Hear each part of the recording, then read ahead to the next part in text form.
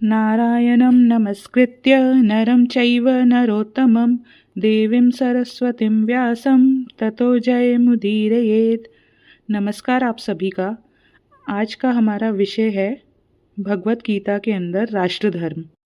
गीता को यदि स्वधर्म, कुल धर्म और राष्ट्र धर्म प्रबोधनी भी कहा जाए तो ये अतिशयोक्ति नहीं होगी। युद्ध भूमि के बीच अर्जुन अत्यधिक मोहग्रसित हो चुका है। उसे न स्वधर्म याद है, न कुल धर्म याद है, न राष्ट्र धर्म याद है। हालांकि गीता में प्रयुक्त शब्द राज्य है, जिसको राष्ट्र के आशय में ही लेना चाहिए। यहाँ पर अर्जुन अपने मोह को छिपाने के लिए बहुत पांडित्यपूर्ण बातें करता है और श्री कृष्ण के सम्मुख ये स्वीकार भी करता है कि ये मेरा कार्पण्य जनित व्यवहार है। श्रीमद् भगवत गीता के पहले अध्याय के श्लोक 32 में वह कहता भी है कि न कांक्षते विजयम कृष्ण न च राज्यम सुखानि च किम नो राज्येन गोविंद किम भोगेर जीवितेन वा, कि हे गोविंद, हमें राज्य और भोग आदि से क्या लेना, जिनके लिए हमें राज्य आदि अपेक्षित है। यदि वही न रहें तो हम इसको पाकर क्या करेंगे। ये बात एक तरह से सही भी लगती है कि हमें धन संपदा जब आती है तो उसका सुख उपभोग करने के लिए अपने मित्र, अपना परिवार ही चाहिए। यदि वह लोग आसपास ना हो तो सब कुछ बहुत ही ज़्यादा नीरस सा हो जाता है। और मोहग्रसित अर्जुन को जो दूसरा पक्ष डराता है वह है उसके कुल धर्म का नाश होने का। गीता के ही पहले अध्याय में 40वें श्लोक में वह कहता है, कुल क्षये प्रणश्यन्ति कुल धर्मः सनातना धर्म नष्टे कुलम तस्नम अधर्मो अभिभवत युक्त। यदि एक कुल का धर्म बिगड़ जाए तो वहाँ स्त्रियों का आचार व्यवहार सब बिगड़ जाता है। वह एक पराई संपदा हो जाती हैं, जिनको कोई सुरक्षा नहीं दे पाता, क्योंकि उनके परिवार का कोई रहेगा ही नहीं। इन दोनों श्लोकों के साथ बाकी भी उस समय जो कन्वर्सेशन चल रही है वो हम पढ़ते हैं तो ये एक चीज़ बहुत सही से समझ में आती है कि एक फेज़ ऑफ डिनायल है अर्जुन का वहाँ पे। जैसा कि श्री रामचरितमानस में भी कहा गया है कि मोह सकल व्याधिन कर मूला, वही अर्जुन को भी आकर ग्रसित कर रहा है। वो इतने मोह में जा चुका है कि वो बहुत सारी पंडितों वाली बातें कर रहा है, लेकिन वो ये नहीं याद कर पा रहा कि मैंने वनवास में जाके इतनी तपस्या की है, पाशुपत अस्त्र लिया है, इंद्रदेव से सिद्धि ली है, या जो भी उसने इतने सालों का संघर्ष किया है और जो अत्याचार उन पे हुए हैं, वो ये सब छोड़ के एक अलग ही दिशा में जा रहे हैं कि अगर मेरे परिवार वाले जीते रहें हम तो भीख मांगकर भी जिंदा रह लेंगे। एक सेंस ऑफ नेगेटिविटी इतनी ज़्यादा उन पर हावी हो गई है कि कुछ बात समझ ही नहीं आ रही। यह तक वे नहीं समझ पा रहे कि जो उनके संबंधी है, जिनके लिए वे राजपाट छोड़ने को तैयार हैं, क्या वो इतना कुशल नेतृत्व दे सकते हैं, वो इतना समाज को सुरक्षित शासन दे सकते हैं जितना उनके बड़े भाई युधिष्ठिर दे पाएंगे। क्योंकि उनके राज्य में तो अगर द्रौपदी के साथ अवमानना हो रही है, उनका चीरहरण हो रहा है, या वनवास में हैं तब भी उनके साथ जयद्रथ बदतमीजी कर रहा है, फिर वो विराट के यहाँ हैं, तो क्या इस टाइप के जो राजा हैं उस टाइम पे वो एक सुरक्षित नेतृत्व अपने अपने राज्यों में दे सकते हैं। ये चीज़ अर्जुन को समझ ही नहीं आ रही है कि आप बात तो कर रहे हैं कि कुल धर्म नष्ट होगा, लेकिन एक मूल विचार का आप त्याग कर रहे हैं कि परिवर्तन की शुरुआत हमेशा अपने घर से होती है। तो क्या अपने घर की स्त्री को वो सुरक्षा मिल पा रही है आप जो समाज की स्त्रियों के लिए चाहते हैं। भाव बहुत सुंदर है पर भटकाव वाला भाव है, क्योंकि यहाँ पर खुद के घर की स्त्री सुरक्षित नहीं है और आप वर्ण संकर संतति की चिंता लेके बैठ गए। अब वर्ण संकर का अर्थ यहाँ पर कई लोग इंटरकास्ट, इंटर रिलीजन शादी से जो संतति आती है उसको मानते हैं, पर महाभारत में बहुत सारे वर्णों में, अलग अलग वर्णों में विवाह हुए हैं, तो इसलिए ये बात ठीक नहीं लगती है कि इंटर रिलीजन या इंटरफेथ जो शादियाँ होती हैं, क्योंकि जो सत्यवती हैं वो मत्स्य कन्या हैं, और ऐसे और भी बहुत उदाहरण हैं। जिस उत्तरा जो थी वो भी सूत कन्या थी, जो पांडवों के घर में बहू बन के आई अभिमन्यु की। तो इस तरह से उदाहरण तो महाभारत में बहुत सारे मिल जाएंगे। लेकिन वर्ण संकर उस संतति को बोलते हैं जिस स्त्री का पति या बाकी जो परिवार के पुरुष हैं उनकी डेथ हो जाए, उसके बाद अगर उसको बाहर किसी पुरुष का आश्रय लेना पड़े और उससे जो संतति आ रही है, जिस संतति की एक सोशल एक्सेप्टेंस नहीं है, क्योंकि वो एक विवाह बंधन से बाहर की संतति है, और उस टाइम पे क्या था ना कि औरतें कारोबार नहीं कर रही थी, कुछ अपना उनका रोजगार वगैरह नहीं था। कहीं ना कहीं वो अगर युद्ध कौशल में भी पारंगत थी तो भी उनके पास ऐसा कुछ नहीं था कि जिससे वो अपने लिए पैसा कमा सकें। अर्थ का वहाँ पे पालन नहीं कर सकती थी, वो अपना परिवार उस तरह से पैसा कमा के नहीं पाल सकती थी।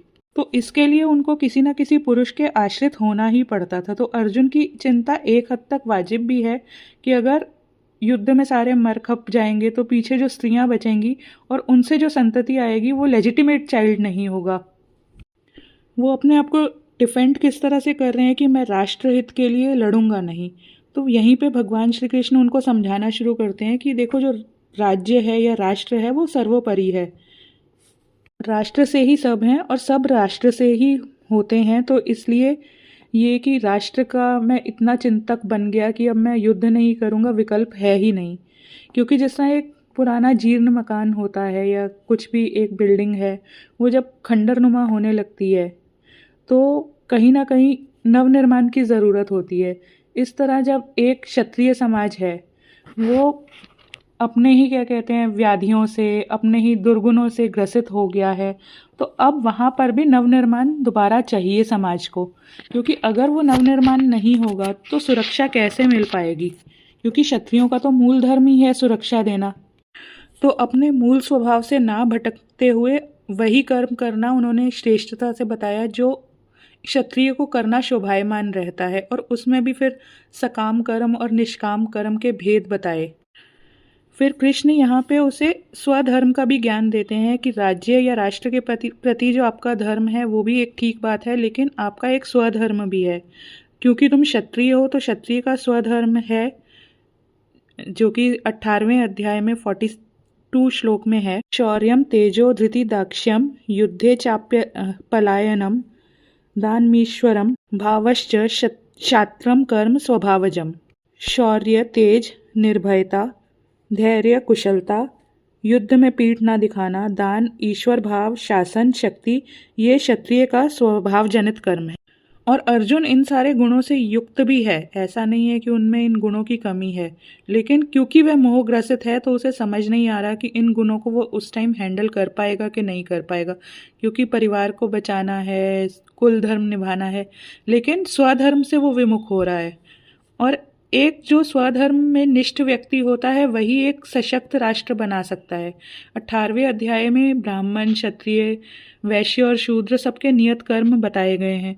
तो यदि कोई व्यक्ति ऐसा नहीं है ना कि बॉर्डर पे ही चला जाए और वहाँ पे जाके वो सुरक्षा दे, तो तभी वो राष्ट्र निर्माण में सहायक है।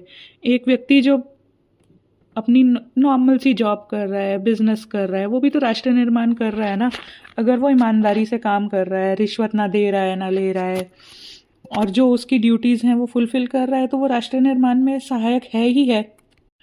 तो उसको बार बार ये बताया गया कि तुम्हारा जो स्वधर्म है, जो तुम्हारे कुल परंपरा से भी तुम्हें मिला है, और जिस चीज़ को तुमने अर्जित किया है गुरु द्रोणाचार्य से, उसके बाद शक्ति ली है, पाशुपात अस्त्र लिया है, तो इतना तुमने जीवन भर यही किया है क्षत्रिय कर्म, अब तुम कैसे इससे विमुख हो सकते हो? तुम्हारा तो ये स्वधर्म बन चुका है। फिर और समझाते हुए उसको बताते हैं कि राष्ट्र धर्म जो है ना उसमें मृत्यु भी बहुत श्रेष्ठ होती है। कि चलो मान लो तुमने युद्ध किया पर तुम जीते भी नहीं और मृत्यु को प्राप्त हो गए। अध्याय 2 श्लोक 37। हतो वा प्राप्यसि स्वर्गम जित्वां वा भोक्ष्यसे महिम तस्माद् उत्तिष्ठ कौन्तेय युद्धाय कृतनिश्चया। गए तो स्वर्ग प्राप्त होगा और जीत गए तो पृथ्वी का राज्य भोगोगे। इसलिए हे कुंती पुत्र, उठो और युद्धरत होने के लिए तैयार हो जाओ, दोनों भांति तुम्हारा ही लाभ है।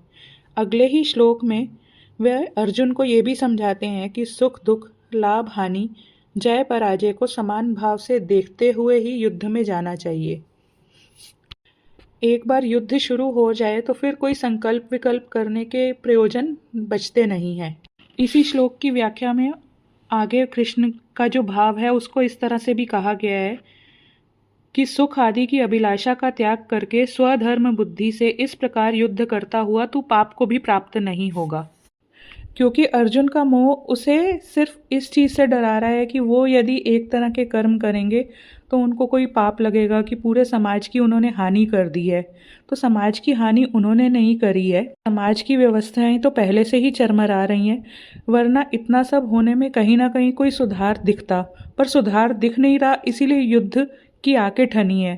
तो जब ठन गई है, अब उस टाइम पे किसी भी तरह का एक अपने आप को थॉट देना, बार बार सेकंड थॉट, थर्ड थॉट देना और फिर खुद को डायलेमा में डालना कोई एक राइटियस डिसीजन नहीं रहता।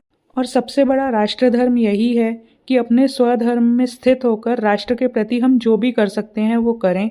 और जब कर रहे हैं तो उस टाइम अपने आप को इस विचार में न डालें कि इससे कुछ गलत हो जाएगा हमसे। यदि एक बार पूरे संकल्प विकल्प के बाद हम इस निश्चय पे आए हैं कि अब तो युद्ध होना ही है, तो फिर वो एक ठीक निर्णय ही है, क्योंकि राष्ट्र धर्म स्व और कुल धर्म से तो बहुत ऊंचा है। शुक्रिया आप सभी का मेरा कंटेंट सुनने के लिए। और अगर कंटेंट पसंद आए तो प्लीज़ लाइक कीजिए, सब्सक्राइब कीजिए और शेयर तो ज़रूर ही कीजिएगा। जय श्री कृष्णा।